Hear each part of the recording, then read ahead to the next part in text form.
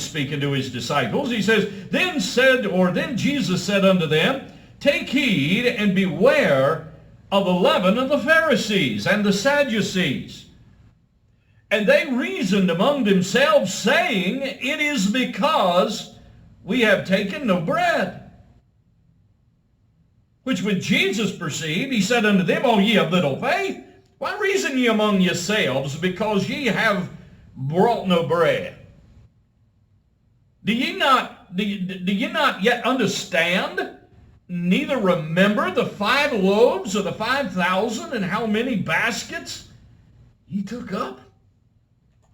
Neither the 7 loaves of the 4,000, and how many baskets ye look up, and how many baskets ye took up?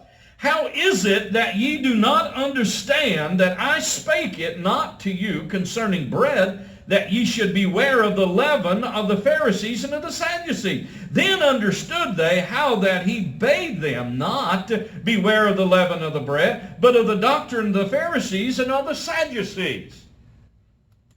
Now, you got to actually read the beginning verses of this chapter, and maybe I should have went ahead and read that, to understand where he actually has an encounter with the Pharisees, and then he goes on to speak to his disciples. But first I want to talk about for a moment the substance we call leaven in the Bible.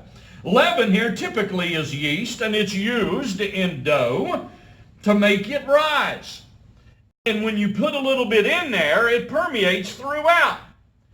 And Jesus is likening this in the ears of his disciples. He is likening the false teaching of the Pharisees as something that will infect throughout the entire sum of their faith and understanding in the teachings that Jesus brought about to them up until this point.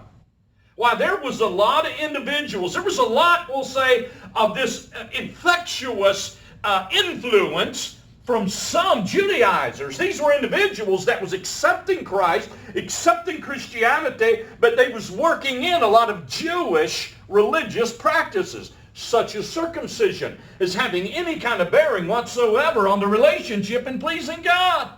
Well, maybe at one time in the Old Testament that was the proclamation of the Lord expected of them, but Jesus came and he began to talk about a circumcision of their heart.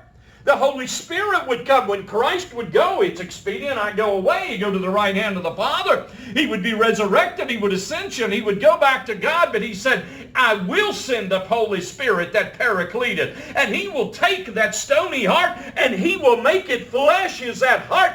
God will communicate through the Holy Spirit. And we begin to cut away the old man when we receive Christ. And we begin to take on this new man. Behold, old things have passed away. Behold, all have become new. And Jesus said, no more does those old practices please God, but trusting in me.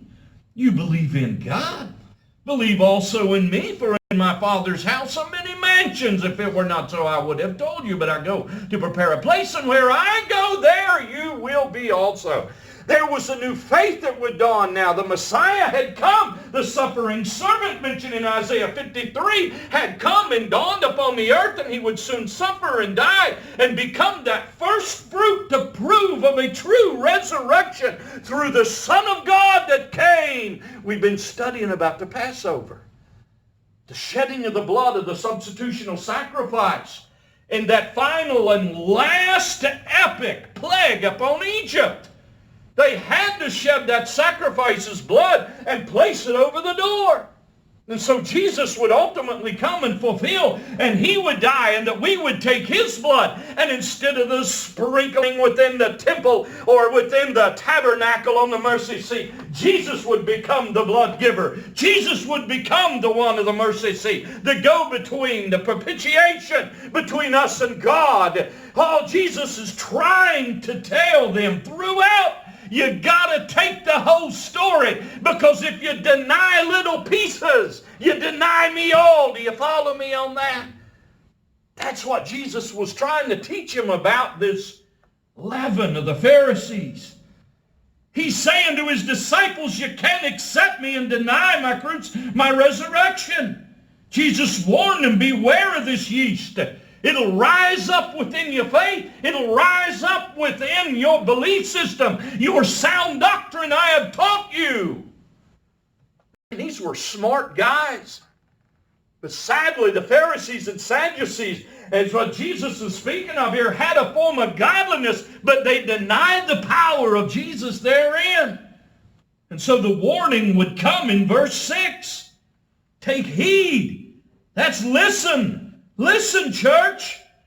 Take heed and beware of the leaven of the Pharisees and of the Sadducees.